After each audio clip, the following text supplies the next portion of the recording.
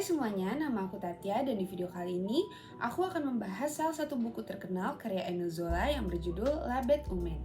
Novel ini pertama kali terbit pada tahun 1890 dan menjadi bagian dari seri besar Le Rougon-Macquart. Melalui buku ini, Zola tidak hanya menghadirkan kisah kriminal dan psikologis, tetapi juga menggambarkan sisi gelap manusia, yaitu naluri, kekerasan, dan dorongan batin yang kadang sulit untuk dikendalikan. Emile Zola dikenal sebagai tokoh utama aliran naturalisme dalam sastra Prancis. Ia percaya bahwa perilaku manusia sangat dipengaruhi oleh keturunan, lingkungan, dan kondisi sosial. Dalam buku La Bête Humaine yang akan kita bahas hari ini, Zola menunjukkan bagaimana manusia bisa berubah menjadi binatang ketika naluri dan emosi menguasai akal sehat. Buku La Bête Humaine menceritakan kisah Jacques Lantier, seorang masinis kereta api yang bekerja di jalur Paris-Le Havre. Dalam kesehariannya, Jacques dikenal sebagai pria yang tenang, disiplin, sosok pekerja keras, dan ia sangat mencintai pekerjaannya. Namun ternyata di balik sosoknya yang terlihat normal, Jacques menyimpan banyak sekali rahasia-rahasia besar yang mengganggu pikirannya. Jacques ini memiliki dorongan-dorongan yang sangat mengerikan yang ada di dalam kepalanya. Apa itu? Ia memiliki keinginan untuk membunuh perempuan yang ia cintai. Namun, pikiran-pikiran ini tuh bukan karena dendam, bukan karena benci, tetapi terjadi begitu saja dan tiba-tiba muncul di dalam kepalanya dan juga di pikirannya. Jadi dorongan ini muncul sebagai naluri yang datang secara tiba-tiba dan dia sendiri tidak bisa menjelaskan alasan dibalik keinginan-keinginan tersebut. Jacques sadar bahwa dorongan-dorongan yang ada di kepalanya ini salah, bahkan ia juga membenci dirinya sendiri. Namun, dia tidak bisa melawan sepenuhnya pikiran-pikiran yang ada di kepalanya itu. Nah, di dalam buku ini, Zola menggambarkan konflik-konflik yang dialami oleh Jacques secara detail, sehingga kita semua yang membaca buku tersebut bisa ikut merasakan betapa tersiksanya si Jacques ini hidup dengan naluri-naluri yang ada di kepalanya tersebut. Di sisi lain, buku ini juga menceritakan kisah pasangan bernama Roubaud dan Séverine. Roubaud adalah seorang pegawai kereta api yang memiliki sifat keras, kasar, dan jika dengan pasangannya, bisa dibilang ia cukup posesif. Ia sangat mencintai Séverine, tapi cintanya ini malah berubah menjadi obsesi dan penuh kemarahan. Séverine sendiri dikisahkan sebagai perempuan yang lembut, baik hati, pendiam, dan hidup dalam ketakutan karena Séverine ini memiliki masa lalu yang cukup kelam. Ia pernah menjadi korban hubungan gelap dengan seorang pejabat bernama Grand Morin yang kemudian memanfaatkan dan mengendalikan hidup si Séverine ini. Nah, ketika Roubaud mengetahui masa lalu Séverine dan ada keterlibatan Grand Morin di dalamnya, rasa cemburu dan amarahnya pun meledak-ledak. Hal ini mengakibatkan pembunuhan yang dilakukan oleh Roubaud terhadap Grand Morin dan Séverine pun terlibat di dalamnya. Melalui pembunuhan Grand Morin ini, Zola menggambarkan bagaimana manusia bisa berubah menjadi seperti binatang dan sangat buas ketika akal sehatnya sudah dikendalikan oleh amarah, emosi, dan naluri. Kemudian, Jacques secara tidak sengaja mengetahui kejadian pembunuhan ini. Di situ posisi Jacques sangat dilema, karena di satu sisi ia tahu bahwa pembunuhan ini merupakan tindak kejahatan, merupakan suatu hal yang salah, namun ia tetap memilih untuk diam. Keputusannya untuk tidak melapor kepada pihak berwajib bukan semata-mata karena hanya takut, namun ia memiliki keterikatan emosional dengan Séverine. Dari sinilah hubungan Jacques dan Séverine semakin berkembang. Jacques dan Séverine ini saling tertarik.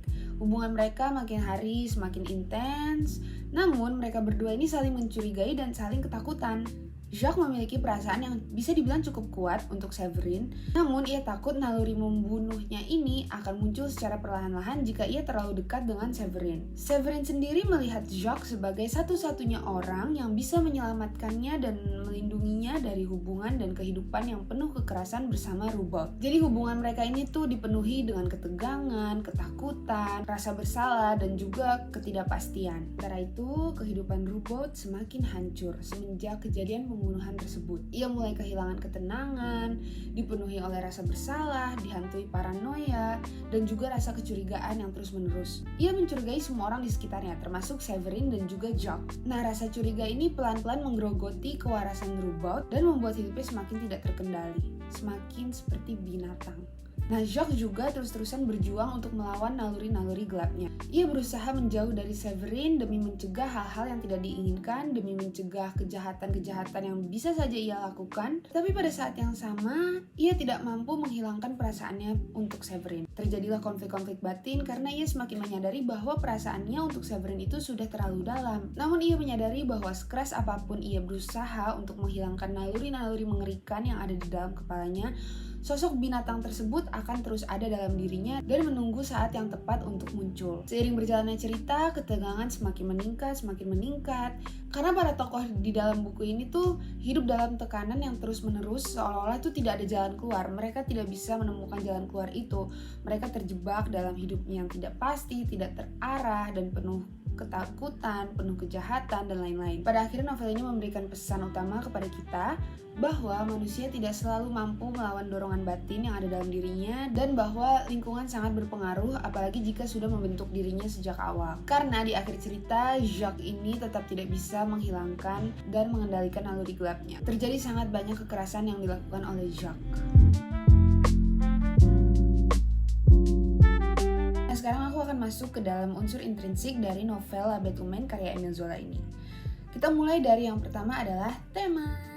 Tema utama dalam novel La Bête Humaine ini adalah naluri kebinatangan dalam diri manusia, yaitu dorongan gelap yang muncul tanpa bisa sepenuhnya dikendalikan oleh akal sehat. Melalui cerita ini, Zola ingin menunjukkan bahwa manusia modern, meskipun hidup di tengah kemajuan teknologi dan peradaban, tetap memiliki sisi liar yang bisa muncul kapan saja, terutama ketika sedang emosi, trauma yang muncul, dan tekanan hidup yang menumpuk. Selain itu, novel ini juga mengangkat tema determinisme, yaitu keadaan di mana para tokoh-tokoh di dalam cerita ini tuh hidupnya sudah ditentukan oleh keturunan dan juga lingkungan. Situasi seperti ini membuat mereka sulit untuk lepas dari takdir yang kelam. Selanjutnya ada tokoh dan penokohan. Yang pertama, kita mulai dari Jacques Lantier.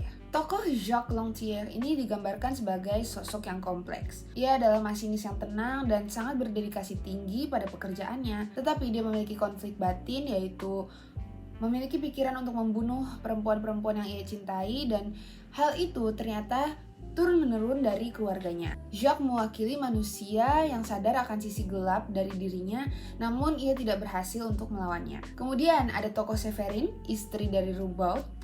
Ia digambarkan sebagai sosok lemah lembut, perasa, namun terjebak oleh masa lalu dan juga hubungan yang penuh kekerasan. Ia ingin hidup normal, tetapi ia terus-terusan dihantui rasa bersalah dan juga rasa takut. Kemudian ada Roubaud, suami dari Severin, yang digambarkan sebagai sosok yang keras, kasar, pencemburu, memiliki emosi yang suka meledak-ledak, posesif, dan mendorongnya pada tindakan-tindakan brutal yang tidak bisa ia kendalikan. Kemudian terakhir ada Grand Morin sebagai pemicu utama konflik dari cerita ini, karena perbuatannya di masa lalu menjadi awal dari rangkaian tragedi yang dialami para tokoh-tokoh di dalam novel ini. Kemudian ada latar. Latar tempat dalam novel ini berada di dunia perkereta-apian Prancis, mulai dari stasiun, rel kereta, hingga lingkungan kehidupan pekerja kereta api yang menggambarkan kehidupan kelas pekerja pada akhir abad ke-19. Kemudian untuk latar waktu berada di zaman atau masa industrialisasi di mana teknologi dan mesin mulai menguasai kehidupan manusia. Suasana cerita dalam novel ini dibangun dengan nuansa yang gelap, tegang, dan juga penuh tekanan, sehingga mencerminkan kondisi batin para tokoh yang tidak pernah benar-benar tenang. Yang selanjutnya ada alur. Dalam buku La Bête Humaine karya Émile Zola ini, Émile Zola menggunakan alur maju yang berkembang secara perlahan hingga akhirnya mencapai puncak dari konflik cerita ini. Novel ini menggunakan sudut pandang orang ketiga serba tahu yang memungkinkan kita, para pembacanya, dapat mengetahui pikiran, perasaan, dan juga konflik batin para tokoh-tokohnya secara mendalam. Yang terakhir adalah amanat. Amanat yang ingin disampaikan Émile Zola kepada para pembacanya melalui buku La Bête Humaine ini adalah bahwa setiap manusia yang gagal mengendalikan naluri dan emosinya beresiko kehilangan sisi kemanusiaannya sendiri. Selain itu, novel ini juga mengingatkan bahwa lingkungan sosial dan juga latar belakang keluarga memiliki pengaruh yang sangat besar terhadap perilaku seseorang. Itu dia pembahasan singkat tentang buku La Bête Humaine karya Émile Zola. Melalui buku ini, Émile Zola nggak cuma ngajak kita untuk melihat kisah yang tragis, tetapi juga ngajak kita buat ngelihat sisi gelap manusia yang sering banget kita abaikan. Zola seolah-olah ingin menyampaikan bahwa manusia itu nggak selamanya sekuat yang kita kira. Kadang emosi, trauma, dan tekanan hidup yang sudah lama ditumpuk bisa bikin seseorang kehilangan kendali atas dirinya sendiri. Dari Jacques Lantier, kita bisa belajar bahwa melawan naluri dan juga emosi itu gak gampang, apalagi kalau lingkungan dan masa lalu kita terus-menerus menekan kita. Jadi La Bête Humaine ini bisa dibilang bukan novel yang cukup nyaman untuk dibaca, tapi pesan di balik novel ini sangat-sangat kuat dan sangat mendalam, dan juga cukup relate dengan kehidupan sehari-hari kita. Karena di kehidupan sehari-hari kita bertemu dengan banyak sekali orang dan juga banyak sekali kepribadian yang berbeda-beda. Dari situ kita bisa belajar untuk memahami bahwa tidak semua orang sekuat yang kita kira, dan semua orang pasti memiliki masalah hidup dan juga tekanan batin masing-masing. Cerita ini juga membuat kita berpikir seberapa jauh sih kita mengenal diri kita sendiri. Sampai sini dulu pembahasan dari aku, sampai ketemu lagi. Dadah!